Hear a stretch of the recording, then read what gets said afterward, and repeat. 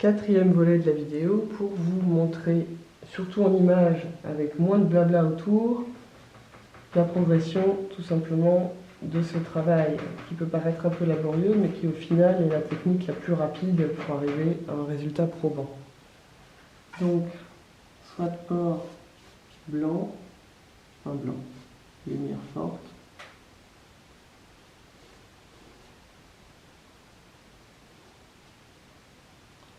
Je remarque d'abord tous les endroits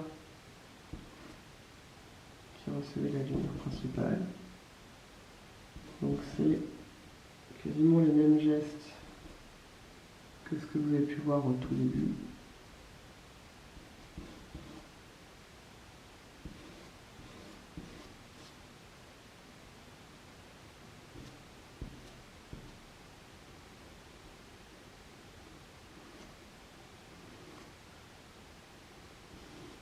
Ce que je peux vous dire à ce stade et que vous n'avez pas vu hier, c'est la façon de travailler les cheveux. Je rappelle que le fond était intégralement rouge, que sur le visage j'avais rajouté donc du glacis avec très peu de terre de sienne brûlée, et que pour les cheveux, dont les ombres, c'est un petit garçon qui est brun, donc les ombres des cheveux, c'est-à-dire les parties les plus foncées, étaient bien plus foncées que celles du visage.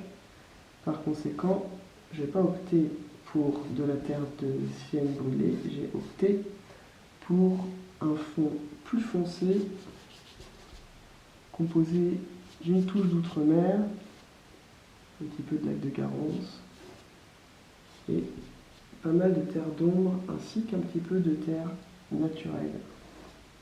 De terre d'ombre naturelle et de terre d'ombre naturelle brûlée.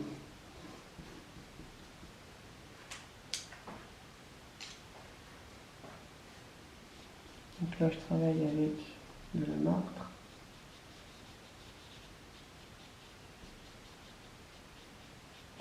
Il y en a qui détestent faire comme ça parce qu'évidemment, à chaque fois, on en arrache un peu. Donc j'ai vu pas mal d'élèves vraiment perdre patience.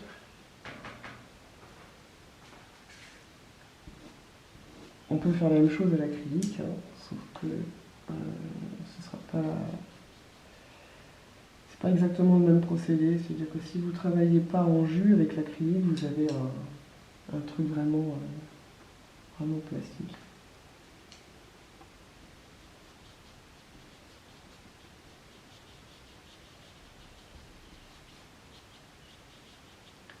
Vous voyez qu'à ce stade, il faut juste en fait remarquer brièvement ces lumières fortes, mais qu'ensuite il faut aussi préparer les demi-teintes à côté, parce que sinon on continue juste à arracher la peinture et on ne peut pas finir le dégradé.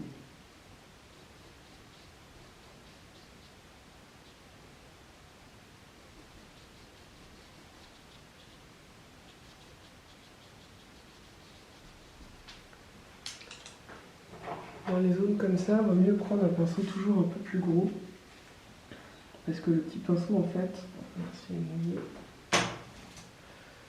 petit pinceau va vous laisser des traces, tandis que le gros pinceau en poil de poney qui est encore plus doux quelque part que la martre, lui, il va vraiment flouter tout ça. Et je change de pinceau en fonction de ce que je dois faire. C'est-à-dire je reprends un petit détail un peu plus rigide, un petit pinceau de détail un peu plus rigide pour retrouver un petit peu l'arrondi de la joue, hein, pour pas tomber dans le masque. Voilà, ici.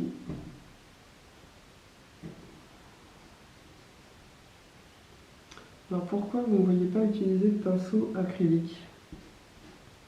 Parce qu'en fait les pinceaux acryliques, bien qu'ils soient nerveux, comme on dit, et nerveux ça veut dire que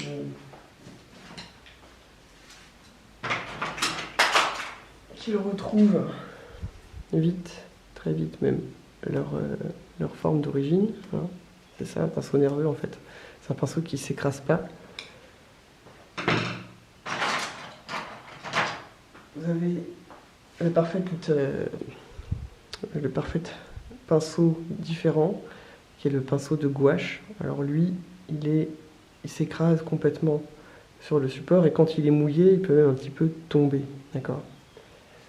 Donc on n'utilise ni un pinceau de gouache, ni un pinceau d'acrylique.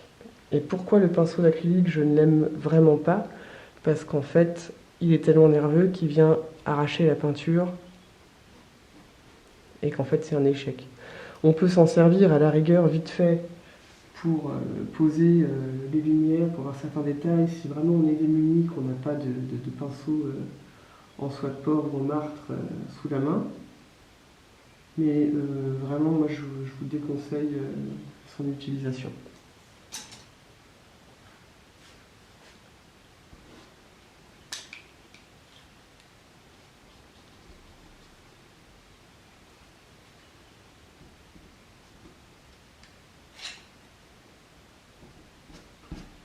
Là j'en arrache un peu parce que c'est pas trop haut.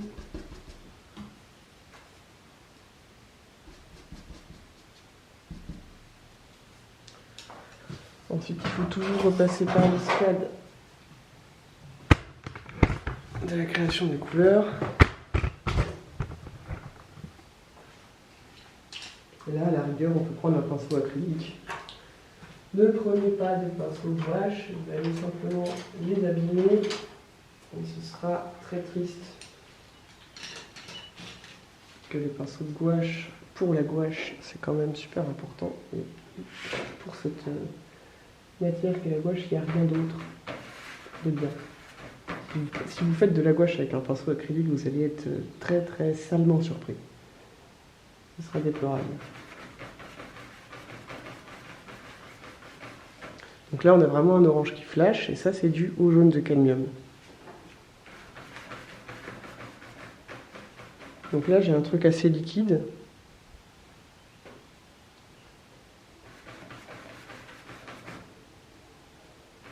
Je rajoute juste de la peinture à l'huile.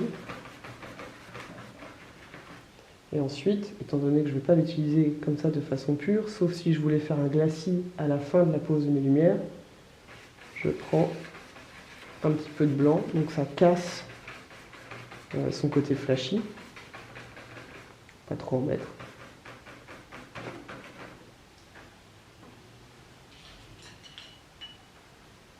Et ensuite, je prends un pinceau doux.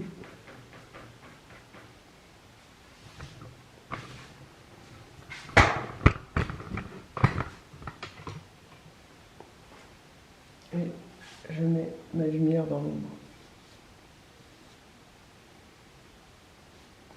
Il y a pas mal de peintres et même de dessinateurs BD. Alors, je serais incapable de vous donner le nom de ce dessinateur BD, mais il mettait un cerne orange autour de tous ces visages. Et ça apportait pas mal de fraîcheur, de tonus et de vie, en fait. C'est très lumineux, l'orange. D'ailleurs, à terme, vous vous rendrez compte que le blanc, ce n'est pas la lumière. La lumière, c'est davantage tout ce qui est un petit peu jaune.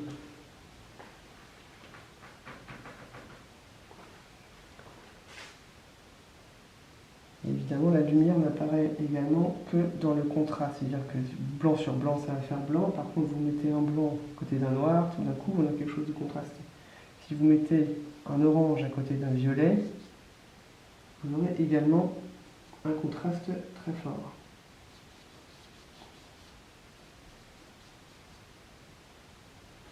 Donc là, pareil, je viens oranger la cerne de l'enfant.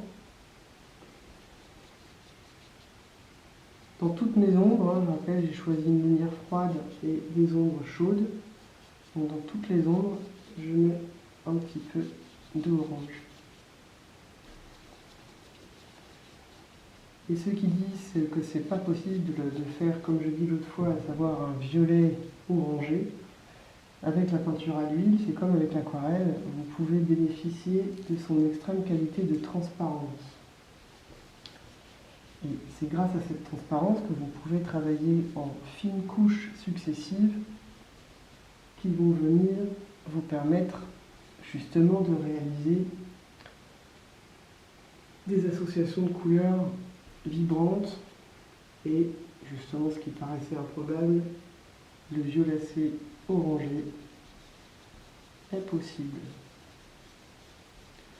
Donc je rappelle que je travaille avec un pinceau en arc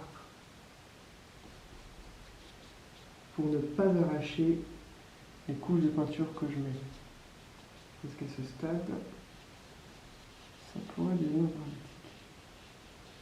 Quand je passe sur la lumière la plus forte, je n'ai pas la même pression du poignet que dans l'ombre. Dans l'ombre, je peux écraser un peu mon pinceau. Dans le reste, je l'évite.